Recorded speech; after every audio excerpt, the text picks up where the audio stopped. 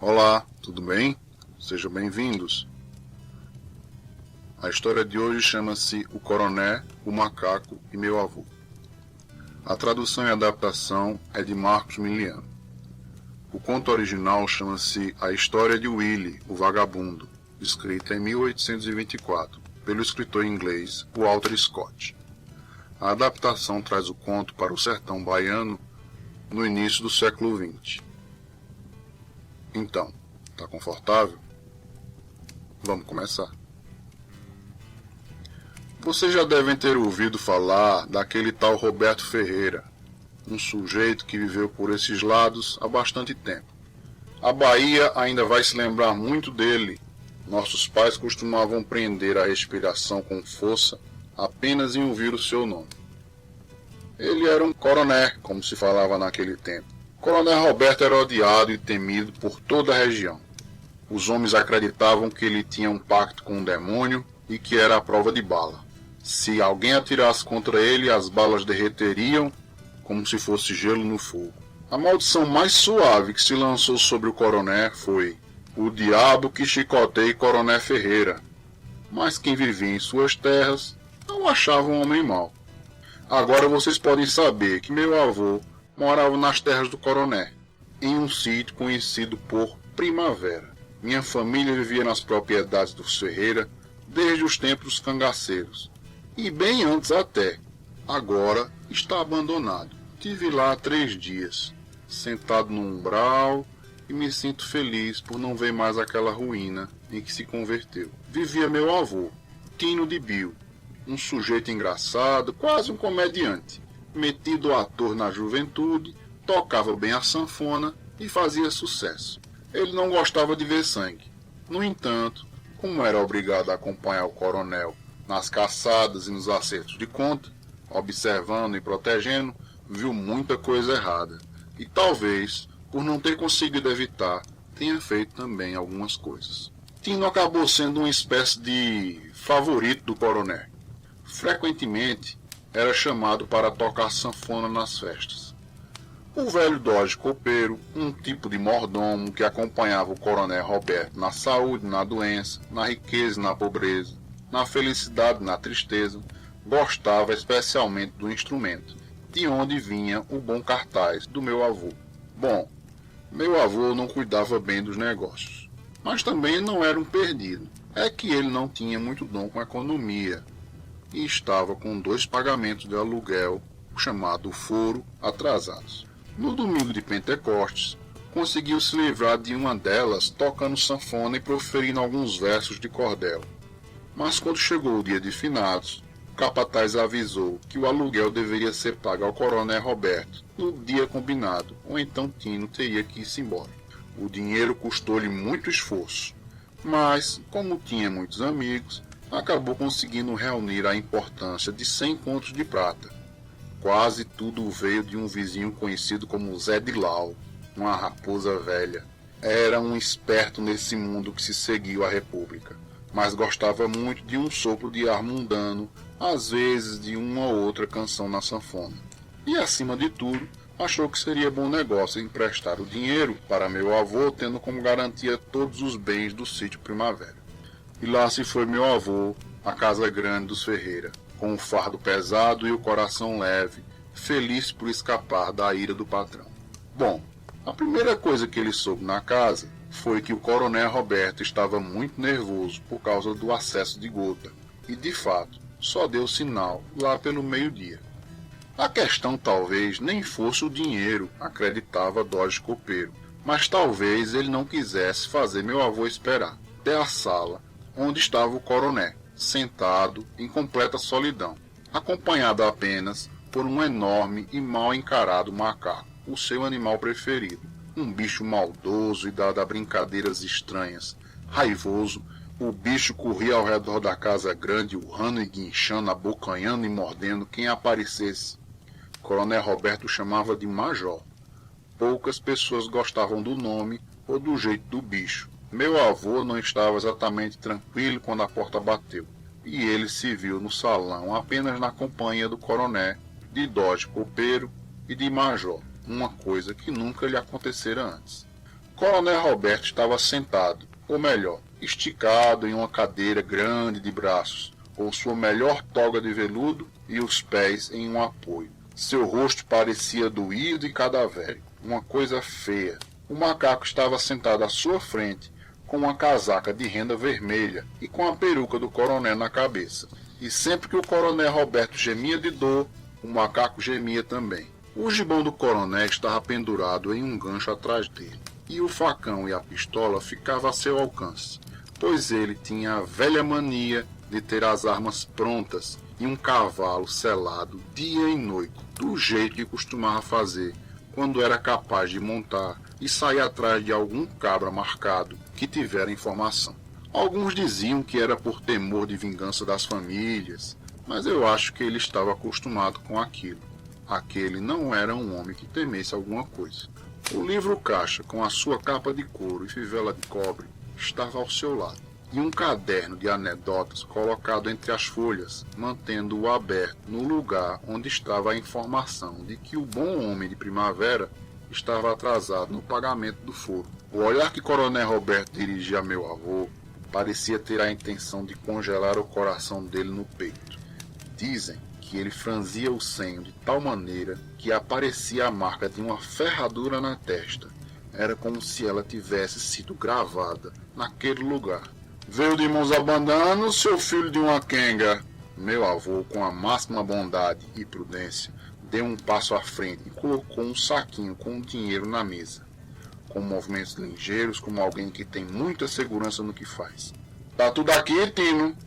Está tudo na mais perfeita ordem, coronel, disse meu avô. Vá, Dodge Copeiro, disse o coronel. Dê a Tino uma talagada de cachaça da boa lá embaixo, enquanto eu conto o dinheiro e faço o recibo. Eles mal tinham saído da sala quando o coronel Roberto deu um grito que fez até as paredes da casa tremer. Dodge Copeiro voltou correndo, os cabras vieram voando e o coronel continuou gritando, e de um jeito cada vez mais alucinado. Meu avô não sabia para onde ir, e acabou arriscando voltar para o salão, onde a confusão era tão grande que ninguém mais se preocupava com quem entrava ou saía. O coronel urrava terrivelmente pedindo água fria para os pés e vinho para refrescar a garganta. Trouxeram água e quando enfiaram aqueles pés inchados na bacia, ele gritou que estava queimando. E muita gente diz que de fato borbulhava e fazia fumaça como um caldeirão fervente. Ele atirou a taça na cabeça do Dodge Copeiro e falou que tinham trazido sangue em vez de vinho. O macaco major deu um passo para trás e começou a urrar feito seu dono. Meu avô só queria sair daquele lugar e acabou esquecendo tanto o dinheiro quanto o recibo. Ele bateu a porta e, enquanto corria, percebeu que os urros iam ficando cada vez mais baixos, até que houve um suspiro e correu pela casa grande a notícia de que o coronel estava morto. Bom, meu avô se foi com a esperança de que Dodge Copeiro tivesse visto a sacola de dinheiro e ouvido o coronel falar que ia escrever um recibo. O coronelzinho, agora coronel Joãozinho, veio do Recife para acertar as coisas. O coronelzinho tinha estudado para ser advogado. Se seu pai pudesse sair do túmulo, talvez lhe quebrasse a cabeça com as pedras da própria lápide por causa daquilo. Algumas pessoas achavam mais fácil tratar com o velho e rude coronel do que com o coronelzinho de maneiras suaves. Dodge Copeiro, pobre homem, nem chorava nem lamentava. Apenas vagava pela casa feito um morto. Conforme a noite ia caindo, Dodge Copeiro ficava de pior aspecto. Dodge Copeiro, na noite anterior ao funeral, não conseguiu sustentar seu orgulhoso espírito e pediu ao velho preto que lhe fizesse companhia por 1 hora em seus aposentos. Logo que entraram, Dodge Copeiro serviu-se de uma dose de cachaça e deu outra a preto. E lhe desejou saúde e longa vida, dizendo que já não tinha mais vontade de viver nesse mundo, porque todas as noites, desde a morte de Coronel Roberto, ele ouvia o apito de prata, chamando-o à câmara mortuária, tal como o coronel fazia enquanto estava vivo no quarto, para que Dodge Copeiro o ajudasse a se virar na cama. Disse que com a morte rondando, ele nunca tinha ousado responder ao tal apito, mas agora a sua consciência o acusava por estar negligenciando seu dever Ainda que a morte interrompa o serviço, eu nunca falhei no meu dever para com o coronel Roberto, e responderei a seu próximo chamado, e você virá comigo, Preto. Preto não sentia muita vontade de fazer aquilo, mas tinha sido companheiro de Dodge antes de trabalharem para o coronel, e não falharia nessa emergência. Então, os amigos se serviram de uma garrafa inteira de cachaça, e Preto, que era meio religioso, poderia ter lido uma oração protetora que carregava junto aos documentos. Mas Dodge Copeiro não quis ouvir nada além de um capítulo do livro de São Cipriano do coronel, que falava da proteção contra o morto-vivo. Quando bateu a meia-noite, o apito de prata soou tão alto e penetrante que parecia Coronel Roberto estava realmente assombrando. Os dois velhos criados cambalearam para o quarto onde o homem morto jazia. Preto, na mesma hora, viu o que tinha de ver, pois os candeeiros no quarto mostraram-lhe aquele demônio horrível sentado no túmulo do coronel. Não dá para falar quanto tempo ele ficou paralisado na porta, mas quando voltou a si, chamou seu amigo e não ouviu resposta. Dodge Copeiro foi achado morto a 2 passos da cama, onde o caixão do seu patrão estava colocado. O apito desapareceu por completo, ainda que tivesse sido ouvido outras vezes nos arredores da casa grande. Coronel Joãozinho acalmou as coisas e o funeral transcorreu sem maiores problemas. Mas quando tudo acabou e o coronelzinho estava começando a acertar os negócios, cada poceiro foi convocado por suas dívidas e meu bom avô pela soma inteira que estava no livro caixa. Bom, lá foi ele cavalgando para a casa grande para contar sua história e ser apresentado a coronel Joãozinho, sentado na cadeira de seu pai, em rigoroso luto, com bracelete e gravatas negros e uma pequena bengala de passeio junto a si. Meu avô olhava fixamente para o livro caixa, como se fosse um cão raivoso que pudesse pular e mordê-lo. Desejo-lhe felicidade, meu senhor, fartura e sorte. Seu pai era um homem gentil, com os amigos e admiradores. Certo, Tino, disse o coronelzinho sorrindo profundamente e colocando um guardanapo nos olhos. Sua morte foi repentina e ele será lembrado no sertão inteiro. Ainda não tivemos tempo nem sequer de arrumar a casa, mas vamos deixar os problemas de lado e cuidaremos dos negócios. Temos muito a fazer e pouco tempo para fazê-lo. Com isso, ele abriu o fatídico volume. Tino, você está aqui pelo atraso de 1 ano de aluguel. Venceu no trimestre passado. Por favor, senhor coronel Joãozinho, eu paguei para o seu pai. Você tem um recibo? Você pode me mostrar? Não tive tempo, senhor. Logo que entreguei o dinheiro ao coronel Roberto, que Deus o tenha, quando ia contá-lo, ele começou a sentir aquelas dores terríveis que o mataram. Foi muito azar, disse o coronel Joãozinho depois de uma pausa. Mas você talvez tenha pagado na presença de alguém. Só precisa de uma prova. Em verdade, coronel Joãozinho, não havia ninguém naquele quarto além de Dodge Copeiro. Mas como Vossa Excelência sabe, ele teve o mesmo destino que o seu velho pai. É outro azar, meu velho, disse o coronel Joãozinho, sem alterar sua voz nem uma simples nota.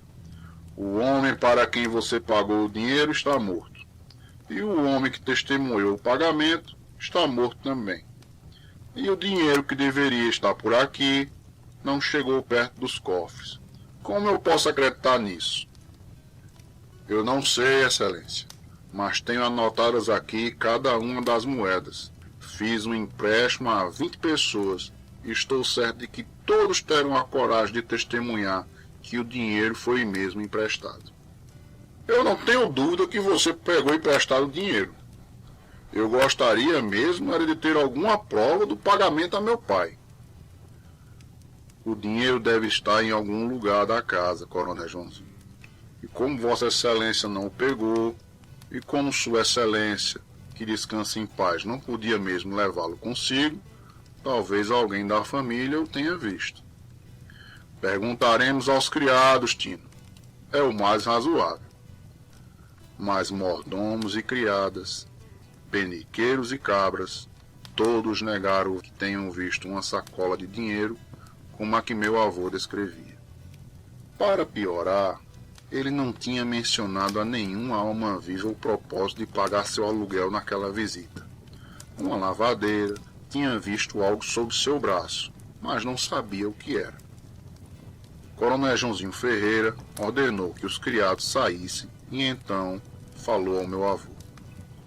Agora, Tino, você tem que jogar limpo. E como não tenho dúvida de que você sabe onde achar o dinheiro, eu peço, em termos justos e para seu próprio bem, que você termine com esse constrangimento. Ou você paga, ou vai embora das minhas terras. O coronel que me perdoe, disse meu avô, procurando um final razoável. Sou um homem honesto. Eu também, Tino, disse o senhorzinho. E também toda a gente da casa, espero. Mas se houver um patife entre nós, é aquele que conta uma história que não pode provar.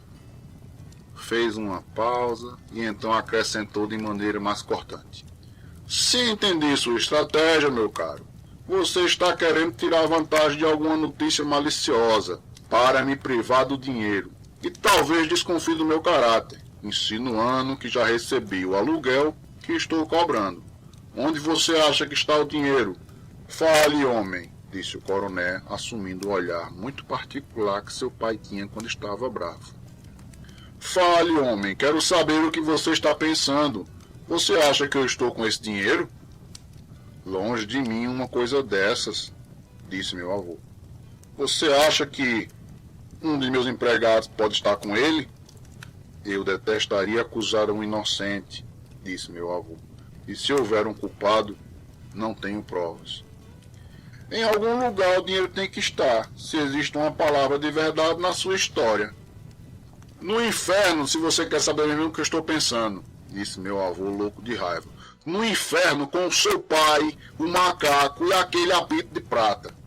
Tino correu escada abaixo. Depois daquilo, a sala de estar não era mais um lugar adequado para ele. E ouviu o coronelzinho praguejando atrás dele, surpreendentemente veloz e berrando pelo capataz e pelos cabras. Meu avô já não tinha mais paciência. Voltou para casa cavalgando através da mata da cova, que era cheia de jequitibás. Na entrada da mata havia uma capoeira e uma bodega pequenina e solitária, que estava a cargo de uma mulher conhecida como Dona Alva. O pobre Tino pediu por um copo de pinga, pois não molhara a garganta o dia inteiro.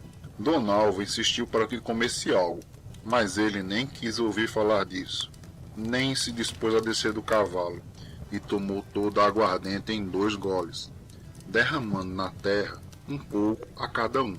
O primeiro bocado a molhar o chão foi para o coronel Roberto Ferreira, que ele jamais descanse tranquilo no túmulo até que tudo estiver certo. E o segundo tanto, ao sangue do inimigo do homem, para que ele devolvesse o dinheiro ou lhe falasse o que tinha acontecido, pois o mundo inteiro o olhava como um ladrão ou um trapaceiro, e ele achava aquilo ainda pior que a perda de todos os seus bens. Ele cavalgou sem rumo. A noite já era sem lua e os jequitibás faziam ainda mais ela negra. Ele deixou o cavalo tomar seu próprio caminho através da mata. Quando, de cansado e enfastiado que estava, o cavalo começou a pular, correr e empinar. Meu avô quase não consegue se manter na sela. De repente, um vaqueiro se pôs a cavalgar ao lado dele e disse: "Um animal de valor o seu. Quer vendê-lo?" E dizendo isso, tocou o pescoço do cavalo com seu bastão. E o cavalo voltou de pronto ao seu antigo trote, cansado e vacilante. "Mas sua vivacidade vai logo se acabar, eu acho", continuou o vaqueiro. "É o mesmo que ocorre a muitos homens que se acreditam muito capazes, até que chega o momento de se colocarem à prova." Meu avô mal ouviu isso. Esporeou seu cavalo com um "boa noite, amigo."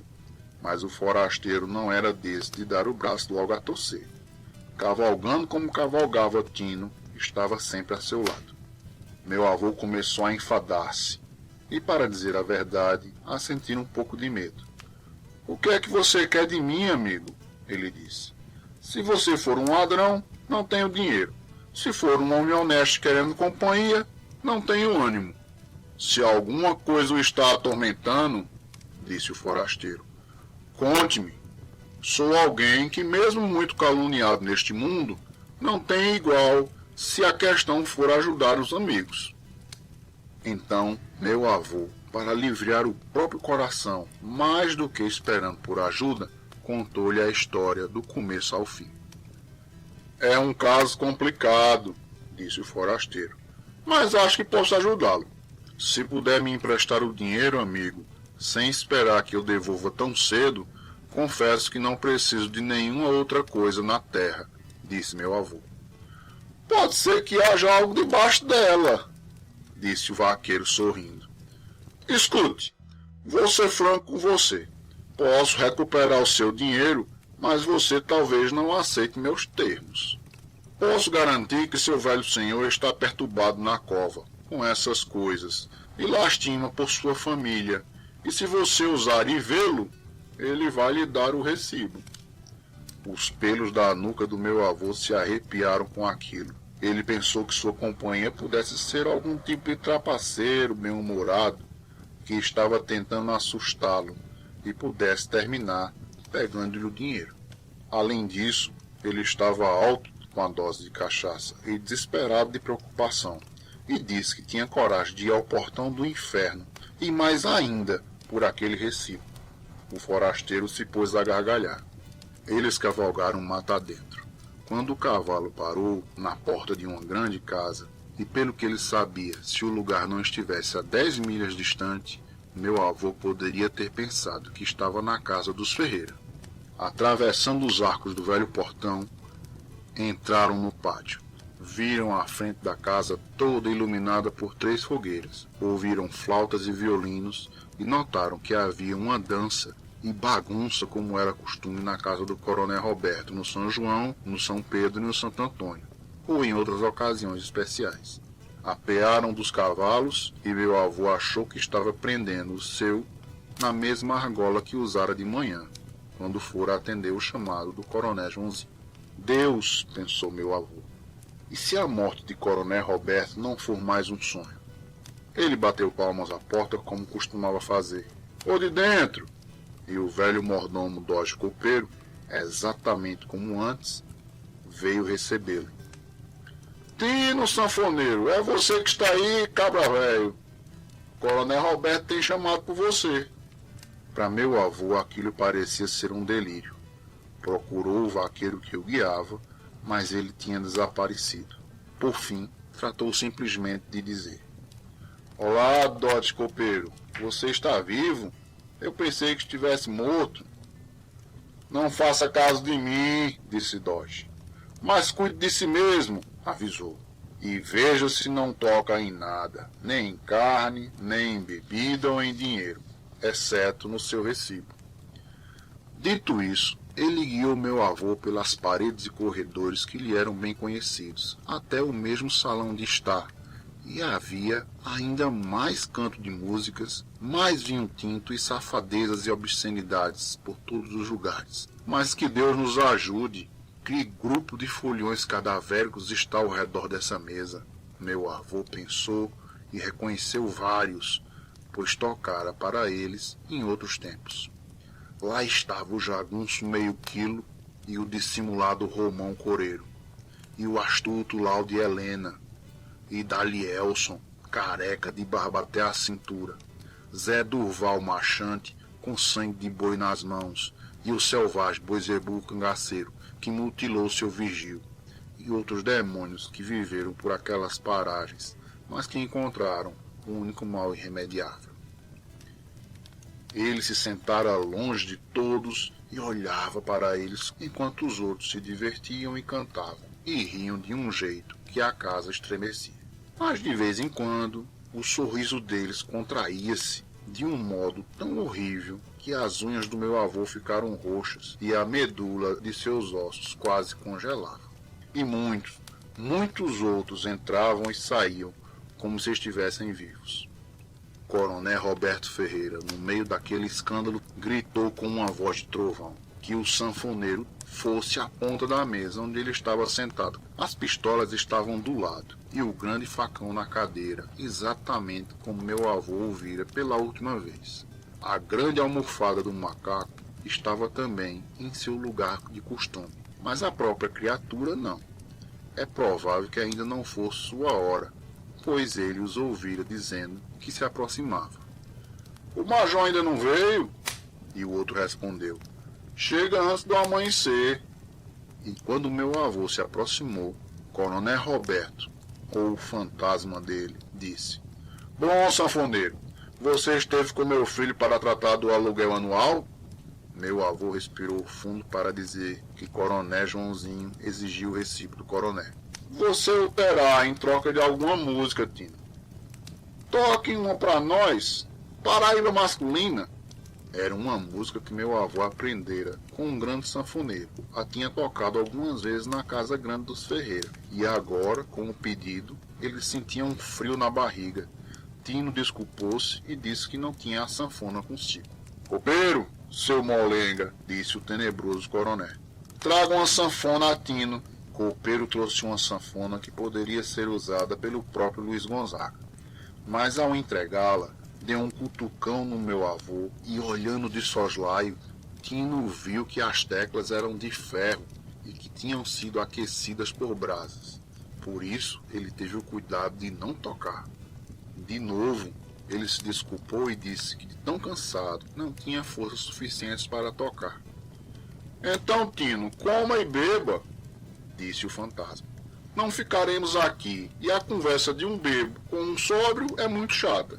Então ele falou com o coronel e disse que não fora ali para comer nem beber, muito menos para farrear, para saber o que tinha acontecido com o dinheiro com que pagara e conseguir o recibo.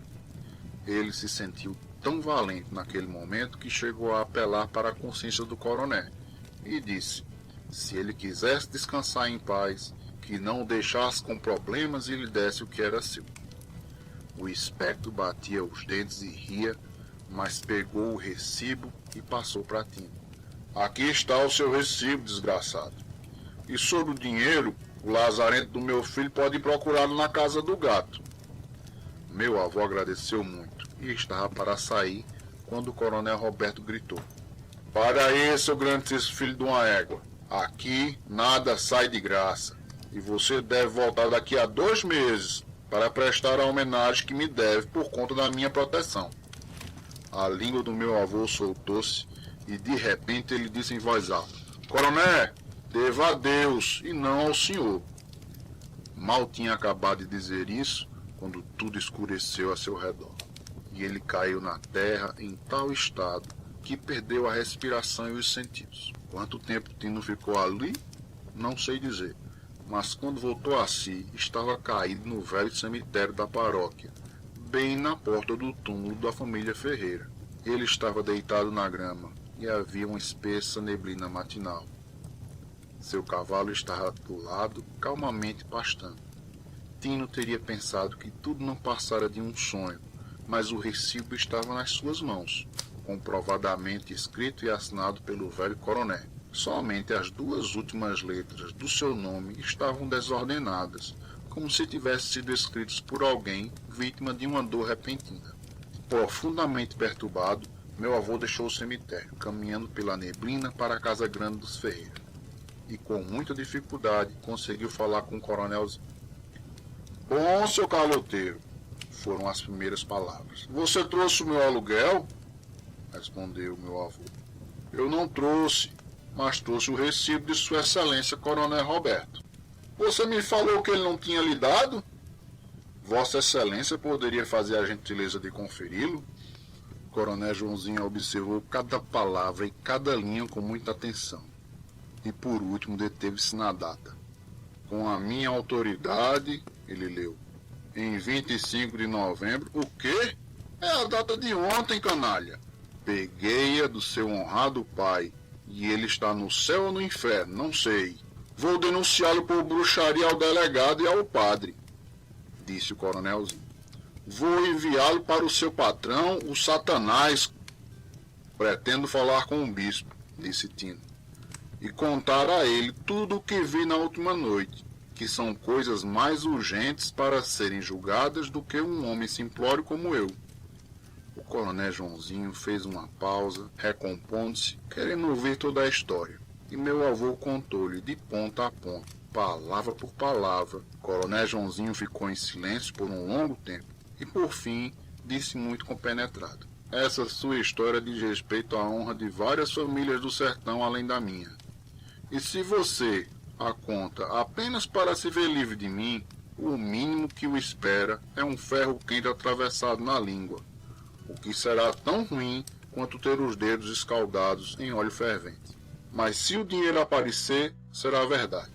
Não vou saber o que pensar. Mas onde acharemos a tal casa do gato? Há gatos suficientes ao redor da casa, sem o luxo de uma cama ou moradia. O melhor seria perguntar a Preto, disse meu avô. Ele conhece qualquer canto das redondezas.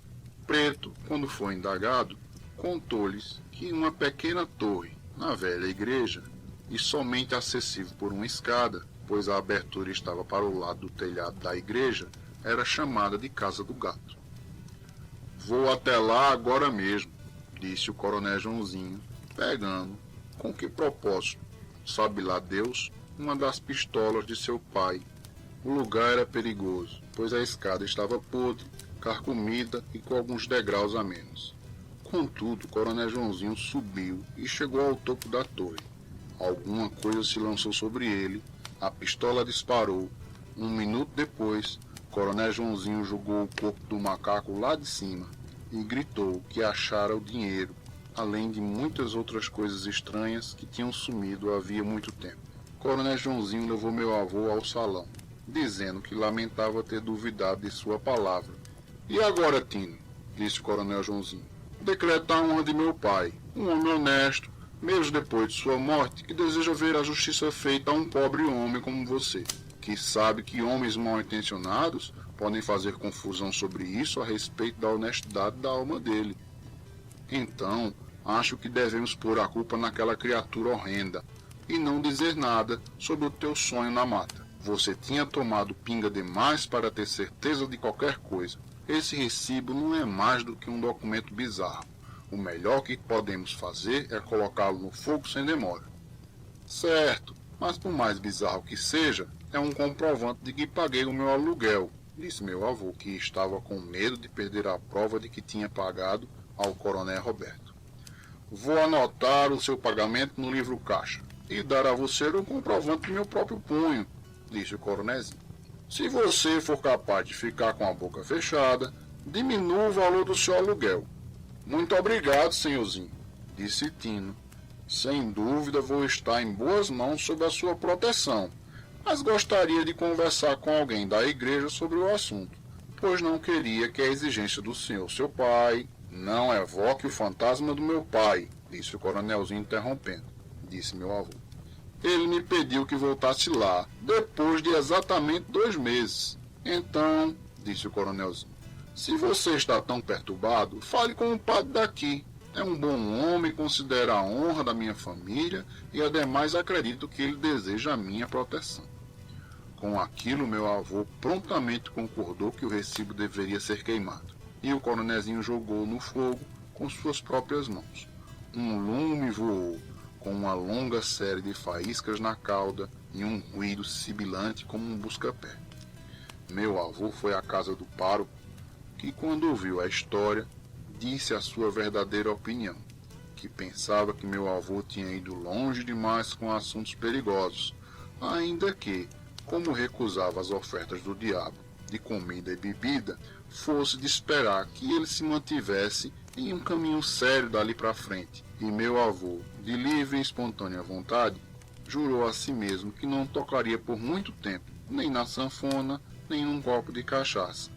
Coronel Joãozinho espalhou a história do macaco conforme lhe interessava, e as pessoas acreditaram na inclinação do animal pelo roubo. Mas Deus sabe a verdade, que se revelou primeiro pela boca da esposa do sacristão, depois que seu marido morreu e o coronel Joãozinho também. Ambos estavam enterrados. E meu avô, a quem faltavam as pernas, mas não a memória e o juízo, foi obrigado a contar a verdade para seus amigos, para crédito de seu bom nome, de outro modo poderiam acusá-lo de bruxaria.